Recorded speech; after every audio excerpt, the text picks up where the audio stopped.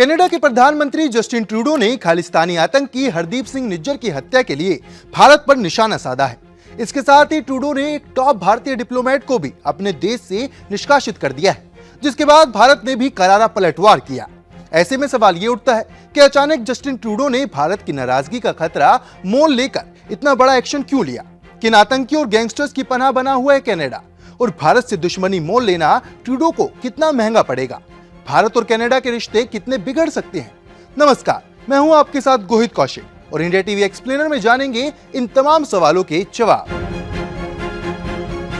पाकिस्तान तो आतंकियों का सुरक्षित ठिकाना है ही, लेकिन अब कनाडा भी खालिस्तानी आतंकियों और गैंगस्टरों का पनाहगार बनता जा रहा है।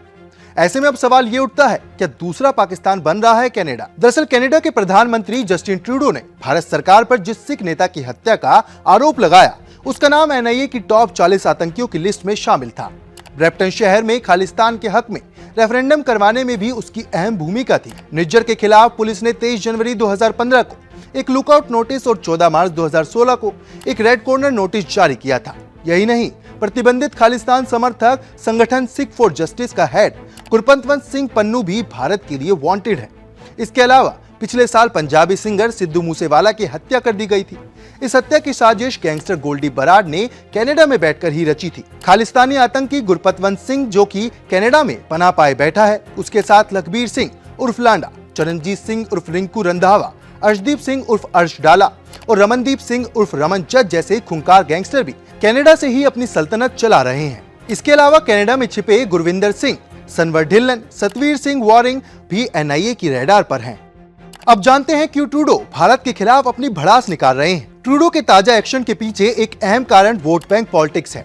कनाडा में खालिस्तानी आतंकियों का एक बड़ा नेटवर्क है, जो कहीं ना कहीं वहां मौजूद सिख आबादी को प्रभावित करता है।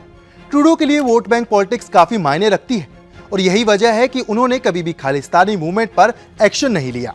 सिर्फ इतना ही नहीं, भारत के खिलाफ तमाम साजिशें रचने वाले आतंकी हरदीप सिंह निज्जर को कनाडा ने अपने यहाँ की नागरिकता भी दी है। कनाडा से खालिस्तानी आतंकियों को फंडिंग की गई और इसे मनी लॉन्ड्रिंग के जरिए अंजाम दिया गया। इसके अलावा G20 समिट में हुई उनकी बेइज्जती ने आग में घी का काम किया है। सम्मेलन के बाद जब ट्रूडो ने प्रधानमंत्री नरेंद्र मोदी से मुलाकात की, तो पीएम ने उन्हें कई अहम मसलों से अवगत कराया, जिनमें खालिस्तानी संगठनों का हावी होना भी शामिल था।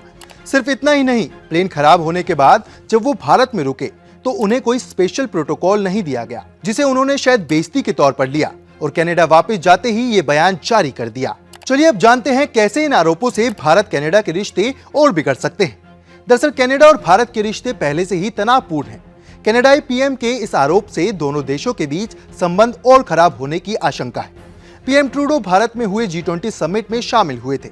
इस दौरान उन्होंने द्विपक्षीय बैठक की इच्छा जताई थी, लेकिन पीएम मोदी ने इससे इनकार कर दिया था।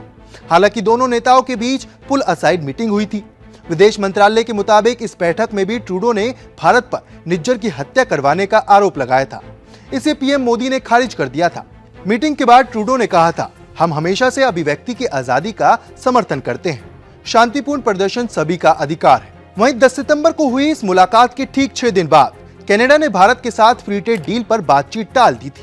भारत के एक अधिकारी ने इस पर कहा था, दोनों देशों के बीच व्यापार से जुड़ी चर्चा तभी होगी जब दूसरे मुद्दों पर हल निकलेगा। कनाडा में कुछ ऐसी राजनीतिक गतिविधियां हो रही थी जिन पर भारत ने आपत्ति जताई थी। जब तक इनका हल नहीं निकलता, तब तक कनाडा से ट्रेड एग्रीमेंट संबंधी बातचीत रोक दी गई है। ऐसी ही तमाम खबरों के लिए देखते रहें इंडिया टीवी।